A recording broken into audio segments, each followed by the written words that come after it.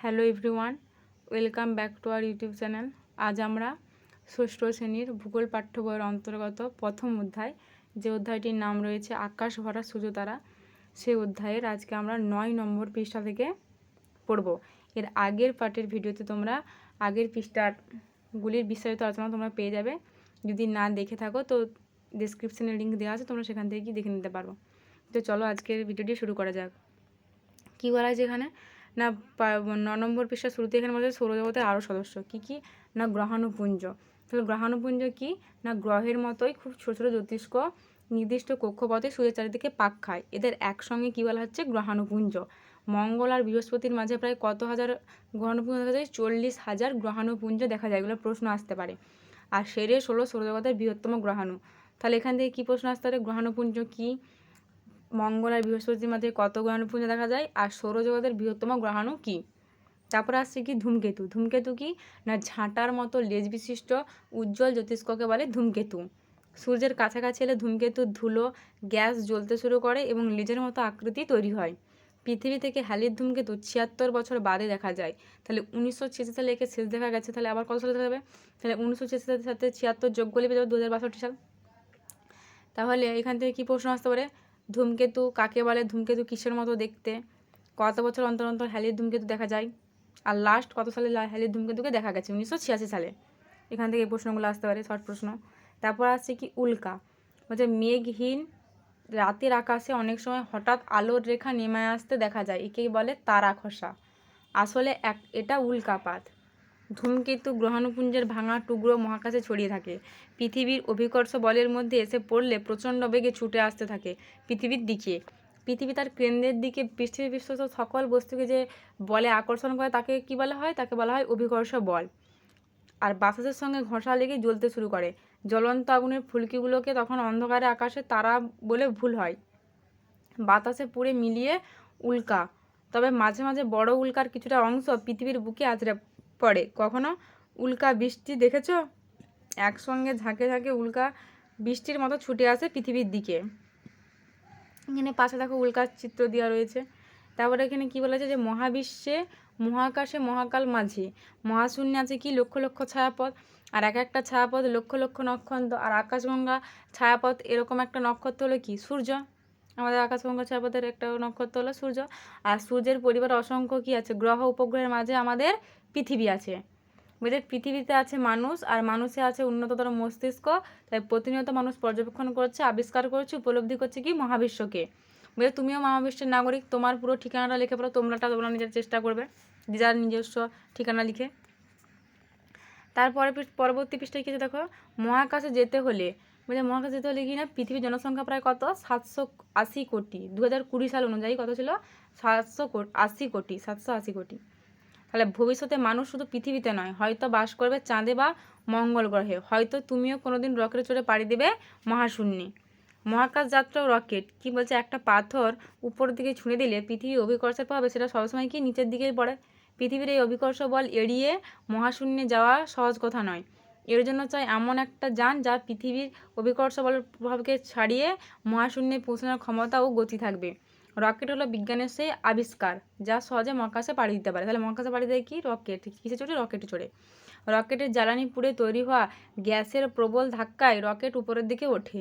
আর মহাকাশে যাওয়ার পোশাককে কী বলা হয়? Space sweet.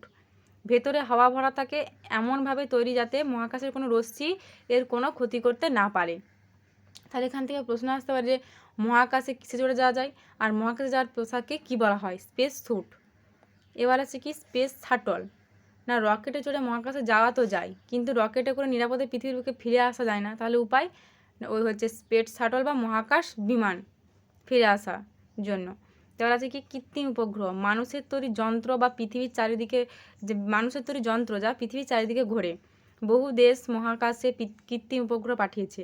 আবহাওয়ার পূর্বাভাস, সমুদ্র পরিবহন, প্রাকৃতিক দুর্যোগের আগাম সতর্কতা এবং মহাকাশ গবেষণার এই কৃত্রিম উপগ্রহগুলোকে কাজে লাগানো হয়। তাহলে কৃত্রিম উপগ্রহ সাথে আমরা কী কী জানতে পারি? আবহাওয়ার পূর্বাভাস, সমুদ্রের পরিবহন, প্রাকৃতিক দুর্যোগের আগাম সতর্কতা, এইসব মহাকাশ কৃত্রিম উপগ্রহ দ্বারা আমরা জানতে পারি। কী বলছে তারপরে যে আমেরিকা যুক্তরাষ্ট্রে মহাকাশ গবেষণা সংস্থা কি? নাসা 2012 সালে কিউরিওসিটি রোভার মঙ্গলে পাঠায়। মঙ্গলের মাটি, জল, আবহাওয়া, প্রাণের অস্তিত্ব সংক্রান্ত গবেষণা ছিল এর মুখ্য উদ্দেশ্য। তাহলে নাসার ফুল ফর্ম কি? National Aeronautics and Space Administration. Space. তাহলে কি আছে, এটা কি নাসা 2012 সালে কোথায় পাঠিয়েছিল? কিউরিওসিটি রোভার মঙ্গলে পাঠায়। আর এটা কিসের জন্য পাঠায়? এর মুখ্য উদ্দেশ্য কী ছিল না? মঙ্গলের মাটি, জল, আবহাওয়া, প্রাণের অস্তিত্ব সংক্রান্ত গবেষণা। মঙ্গলে প্রাণের অস্তিত্ব অন্যান্য অভিযান সম্পর্কে তথ্য সংগ্রহ করো। কি বলা হয়েছে? ইসরো। এখানে কি হচ্ছে ইসরোর পুরো নাম কি? Indian space research organisation. ভারতীয় মহাকাশ গবেষণা কেন্দ্র। ভারতের প্রথম কৃত্রিম উপগ্রহ কি? আর্যভট্ট। আর এছাড়া কী কী আছে? ভাস্কর 1, ভাস্কর 2, ইনস্যাট ইত্যাদি। ভারতের প্রথম মহাকাশচারীর নাম কি? রাকেশ শর্মা। কত সালে গেছিল? 1984 সাল। আর চন্দ্রযান 1 কত সালে? ভারতের প্রথম চন্দ্রযানের চাঁদে অবতরণ কত সালে? 2008 সালে প্রথম চন্দ্রযান 1 নম্বর চন্দ্রযানটা যায়। তাহলে এখান থেকে প্রশ্ন আসতে পারে ইসরো ফুল ফর্ম কি, মানে ইসরোর পুরো নামটা কি? ভারতীয় মহাকাশ গবেষণা কেন্দ্র কোথায়? ইসরোতে। ভারতের প্রথম কৃত্রিম উপগ্রহ কি? এছাড়াও আরও কিছু কৃত্রিম উপগ্রহের নাম। ভারতের প্রথম মহাকাশচারী কবে গিয়েছিল বা তার নাম কি? ভারত প্রথম চন্দ্রযান কবে চাঁদে অবতরণ করে? 2008 সালে। তারপর আছে কি? চন্দ্রগ্রহণ। চন্দ্রগ্রহণ কি না? কোনো পূর্ণিমায় পৃথিবীর ছায়ায় চাঁদে ঢেকে গিয়ে চন্দ্রগ্রহণ হয়। চন্দ্রগ্রহণ বা সূর্যগ্রহণ চলাকালীন জল, রান্না করা খাবারের বিষক্রিয়া হয়, বাড়ির বাইরে যেতে নেই, এমন কতকগুলো ভুল ধারণা প্রচলিত আছে। এগুলোর কোনো বিজ্ঞানসম্মত ভিত্তি নেই। চন্দ্রগ্রহণ ও সূর্যগ্রহণ অতি সাধারণ মহাজাগতিক ঘটনা। আমরা অনেকেই লক্ষ্য করছি চন্দ্রগ্রহণ ও সূর্যগ্রহণ যখন হয় আকাশের দিকে লক্ষ্য করেছি। তারা সেখানে কী বলছে, একটু ছকের মতন কী আছে দেখো, তথ্য দেওয়া আছে যে মহাকাশচারী। মহাকাশে প্রথম যাত্রী রাশিয়ার কুকুর লাইকা। সালটা কত? 1957 সাল। আর পৃথিবীর প্রথম মহাকাশচারীকে? Yuri Gagarin. আর প্রথম মহিলা মহাকাশচারীকে? Valentina Tereshkova. আর কল্পনা চাওলা প্রথম ভারতীয় মহিলা যিনি মহাশূন্যে পাড়ি দেন। কত সালে? 1997 সালে 1 ফেব্রুয়ারি। তারপর হচ্ছে সুনিতা উইলিয়ামস, জন্মসূত্রে দ্বিতীয় ভারতীয় মহিলা মহাকাশচারী যিনি সব থেকে বেশি সময় কি মহাকাশে কাটিয়েছেন। এখানে কি আছে? চাঁদের অভিযান কি? 1969 16 জুলাই আমেরিকার কেনেডি স্পেস সেন্টার থেকে উড়ে গেল অ্যাপোলো 11। এর মূল অংশ কী ছিল? কলম্বিয়াতে মহাকাশচারীরা ছিলেন। আর ইগল নামে আরেক অংশের সাহায্যে নীল আর্মস্ট্রং ও এডুইন অলড্রিন চাঁদের মাটি ছিলেন কত? 20 জুলাই। তাহলে এইখান থেকে এই প্রশ্নগুলো আসতে পারে যে কত সালে হচ্ছে চাঁদের অভিযানটা শুরু ছিল? 1969 16 জুলাই। কেনেডি স্পেস সেন্টার থেকে উড়ে গেছিলো কি? কত? অ্যাপোলো 11 নম্বর হচ্ছে এই। এর মূল অংশ কী ছিল? কলম্বিয়াতে মহাকাশচারীরা ছিলেন। আর ইগল নামে আরেক অংশ সাহায্যে কে ছিল? নীল আর্মস্ট্রং ও এডুইন অলড্রিন। আর এটা চাঁদের মধ্যে কবে মাটি ছুঁয়েছিলেন কবে না? 20 জুলাই। আজকের ভিডিওটি এই পর্যন্তই।